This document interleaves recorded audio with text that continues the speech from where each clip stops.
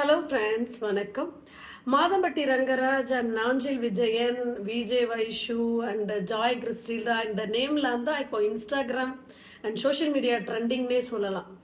இவங்க பிரபலமா இருக்கிறதுனால இவங்களோட பர்சனல்லாம் இப்போ நம்ம கேட்குற மாதிரி இருக்கு. இது நார்மலா இருக்கக்கூடிய எல்லா மனுஷங்களுக்கும் இது நடக்குது.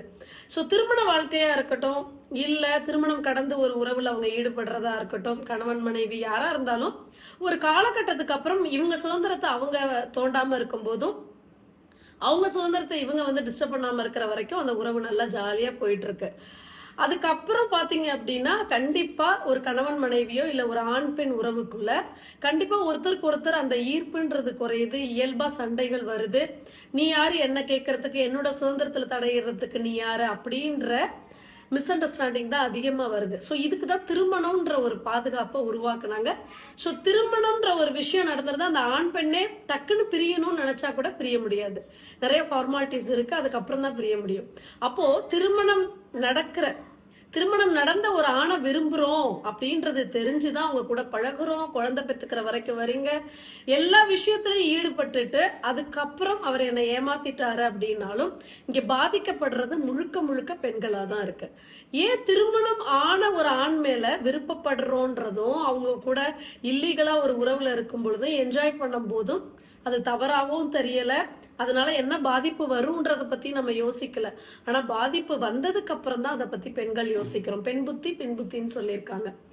ஸோ அது மாதிரி சோசியல் மீடியாலையுமே காமிக்கிறது எப்படின்னா, ஒரு மாதம்பட்டி ரங்கராஜா இருக்கட்டும், இல்ல நாஞ்சல் விஜயா இருக்கட்டும், இல்ல ஒரு சினிமால வரக்கூடிய சீரியல்ஸா இருக்கட்டும், எல்லாத்துலயுமே ஆண்கள் பின்னாடி பெண்கள் ஏதோ அவங்க பெரிய மன்மதன் மாதிரியும், அந்த ஆணை விட்ட திருமணம் ஆன ஒரு ஆணு தான் அந்த உலகத்திலேயே இருக்காங்களா? ஆண்கள் எத்தனையோ திருமணம் ஆகாத ஆண்கள், எத்தனையோ திருமணம் ஆகிறதுக்கு ஒரு பெண் கிடைக்காத ஆண்கள் எத்தனையோ பேர் இருக்காங்க.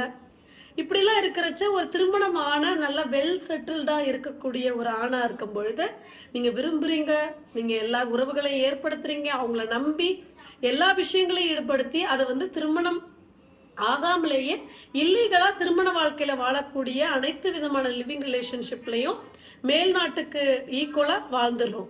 ஆனா நம்ம நாட்டுல மேல் நாட்டுல மாதிரியே நீ போனா போய்க்கோ, நான் போனா போய்க்கோன்னு யாரும் டீசெண்டா ஒதுங்குறது இல்ல. அவங்க உங்க வாழ்க்கைக்கு எகெயின்ஸ்டா மாறும்போது என்ன பண்றோம் அப்படின்னா, ஸோ அது அப்படியே ஒரு நார்மல் லைஃபுக்கு எப்படி முன்னாடி லீகலா வாழலையோ, இல்லீகலா அதை வாழ முடியாம போகும்போது, அவங்க விஷயத்துக்கு அவங்க எல்லாத்துக்கும் ஒத்து வராத போது, ஒருத்தருக்கு ஒருத்தர் ஈர்ப்பு குறையும் பொழுது இது மாதிரியான பிரச்சனைகள் வருது. ஸோ அப்ப பெண்கள் இதுல முழுக்க முழுக்க நம்ம நாட்டு கலாச்சாரப்படி நம்ம பெண்கள் தான் பாதிக்கப்படுறோம்.